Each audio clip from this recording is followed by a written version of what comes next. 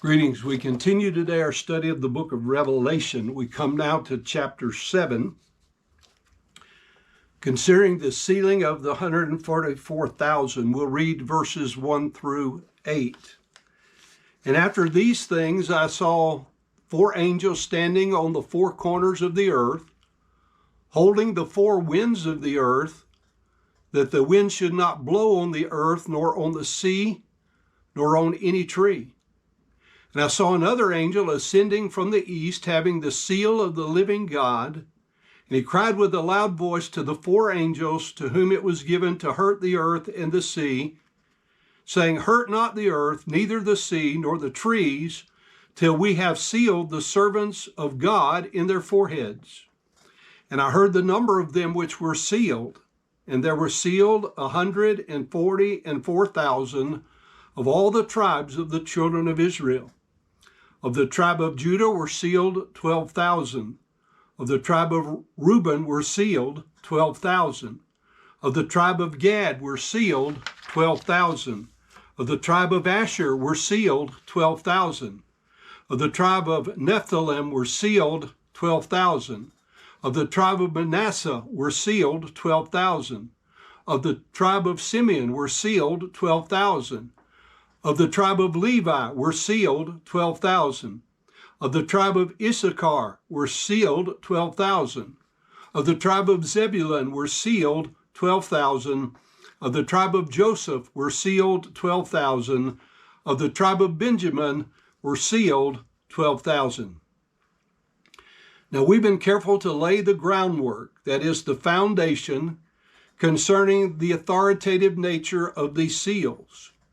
It is a biblical fact that the nation of Israel owes God 7 years of chastening, according to Daniel chapter 9, verses 24 through 27. This 7-year period will be characterized by a covenant which will be confirmed for the entire 7-year period, but broken in the middle of this time period.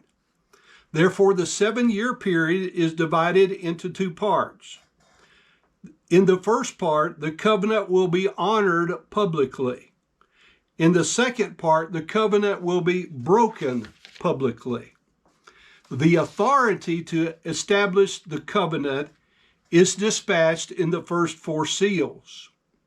The authority to execute God's judgment upon Israel for her sins is set forth in the 5th seal.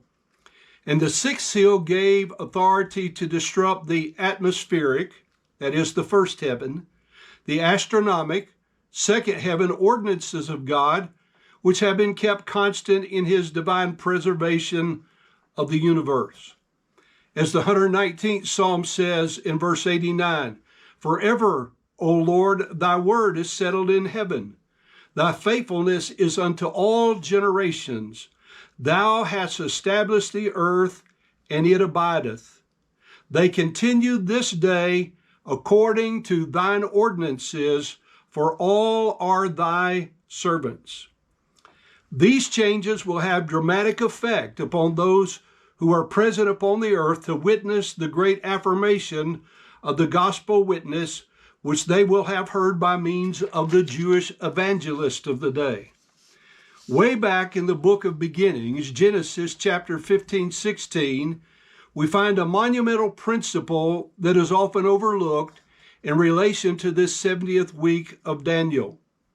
It says, But in the 4th generation they shall come hither again, for the iniquity of the Amorites is not yet full. Now God is speaking to Abraham about the return of his descendants to the land of Canaan after 4 generations of servitude in the land of Egypt. God further reveals that he would allow them to be there and be afflicted for 400 years. However, he would bring them out from Egypt with great substance and give them the land of Canaan as a blessing. But at the same time, Israel was to be God's judgment of punishment upon the Canaanites. The time spent in Egypt was God waiting because the iniquity of the Canaanites is not yet full. In like manner, the purpose of this 7-year period according to Daniel 11:36, which is detailed in the book of Revelation, concerns God's judgment upon the wickedness of this world system once as it reaches its fullness, as it says, till the indignation be accomplished. Now, Daniel 11:37 through 39 proceed to plainly state the indignation is none other than, quote, the abomination of desolation. Now, just as God destroyed the wicked inhabitants of ancient Canaan by bringing Israel into blessing, God will destroy the wicked of this world as he brings Israel to the fullness of the eternal blessed state which he has promised her. In like manner as God used Moses and Aaron to demonstrate his mighty power to the ancient Egyptians, giving them an opportunity to believe and accept him, or the opportunity to disbelieve and be crushed by him, even so God will bring forth two witnesses who will demonstrate the power of Moses and Elijah. This is according to Revelation 11, verses 3 through 5. Verse 6 of Revelation 11 says, "These have power to shut heaven, that it rain not in the days of their prophecy, and have power over waters to turn them to blood, and to smite the earth with all plagues as often as they will." Now, primarily Elijah is known for shutting heaven for 3.5 years, in which it did not rain upon the earth. Revelation 11:6 indicates this will happen again. Primarily, Moses is known for the plagues brought upon Egypt at God's direction and by God's power. Revelation 11:6 indicates it will happen again. Someone might ask, what does this have to do with the text before us in Revelation 7? Well, many claim that Revelation 7 is a parenthesis, that is parenthetical to the chronological progression of the book. But we have to remember that the chapter and verse designations were added by the Authorized Version or the King James Version translators. After these things, as Revelation 7:1 opens, is actually the singular. After this thing in the Greek manuscripts from which the King James derives.